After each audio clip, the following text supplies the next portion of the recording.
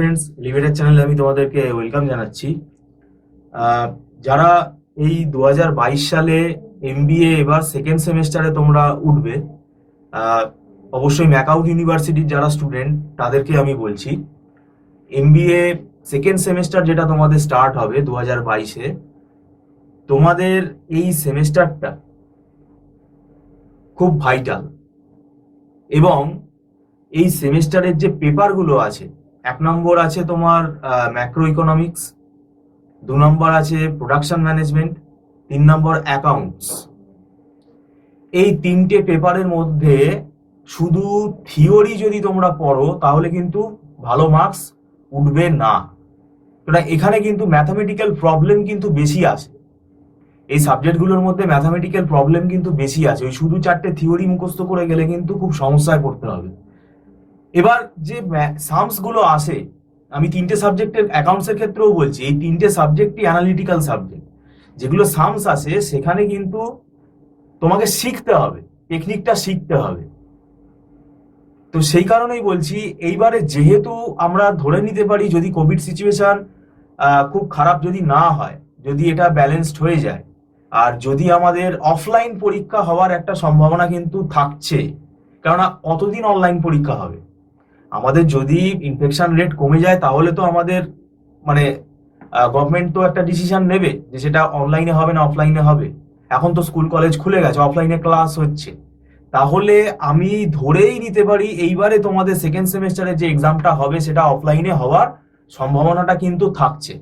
তা সেই জন্য তোমাদের অফলাইন এক্সামের জন্য যে প্রিপারেশন আর অনলাইন এক্সামের জন্য যে প্রিপারেশন যেটা তোমরা এতদিন করে এসছো, তার মধ্যে কিন্তু আকাশ পাতাল তফাৎ আছে।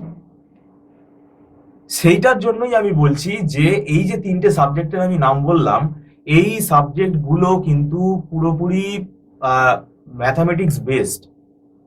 এবং এর মধ্যে যে নিউমেরিক্যাল কোয়েশ্চেনগুলো আসে, যে সামসগুলো আসে, সেগুলো যদি তুমি মানে যদি না করো ঠিক করে, তাহলে খুব সমস্যায় পড়তে হবে।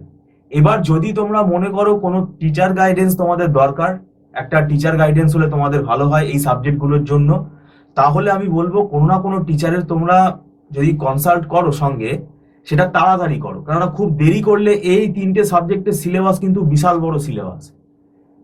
যদি তোমরা আমাদের ইনস্টিটিউটে অনলাইন টিউশন যদি নিতে চাও, এই সেমেস্টারের টিউশনও আমাদের প্রোভাইড করা হয়, এমবিএ সেকেন্ড সেমেস্টারের টিউশনও প্রোভাইড করা হচ্ছে।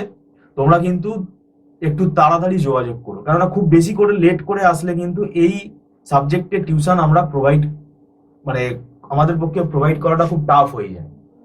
ব্যাপারটা হচ্ছে এখানে পুরোপুরি যে কোয়েশ্চেন গুলো আসে এগুলো পুরো কনসেপ্ট বেসিস, এটা আগে শিখতে হবে, তারপরে কোয়েশ্চেন গুলো সলভ করতে হবে।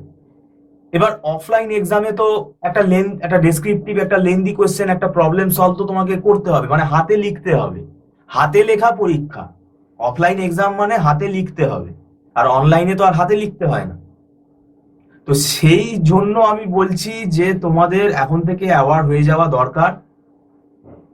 যদি এই সাবজেক্ট 3টে যদি কিচ্ছু না পড়ো, ওই 4টি থিওরি যদি তোমরা পড়ে মুখস্থ করে যাও, তাহলে পরীক্ষার হলে কিন্তু খাতায় কিছু লিখতে পারবে বলে আমার মনে হয় না। এটা আমি তোমাদেরই ভালোর জন্য বলছি। তাই তোমরা যদি মনে করো তোমাদের টিউশন গাইডেন্স দরকার আছে, আমাদের এখানে অনলাইন টিউশন আমরা প্রোভাইড করি গুগল মিটের মাধ্যমে, এবং ইন্টারঅ্যাক্টিভ মোডে, লাইভ ইন্টারঅ্যাক্টিভ মোডে আমাদের ক্লাসটা হয়। এবং এই ক্লাসটা তোমরা যদি জয়েন করো, এখানে তোমাদেরও টাইম বাঁচবে। তোমরা যদি যারা বেশিরভাগ দূরে থাকো, কলকাতা থেকে অনেক দূরে, ডিস্ট্রিক্টের যদি তোমরা স্টুডেন্ট হও, তোমরা তাহলে এই সেমেস্টার টিউশনটা যদি অ্যাভেল করতে পারো, আমি বলবো তোমাদের এটা ভালো হবে, এটা তোমাদের কোনো খারাপ হবে না। কিন্তু একটু তাড়াতাড়ি আসতে হবে, বেশি দেরি করে আসলে কিন্তু এটা খুব প্রবলেম হয়ে যায়। ভিডিওটা সম্পূর্ণ দেখার জন্য থ্যাংক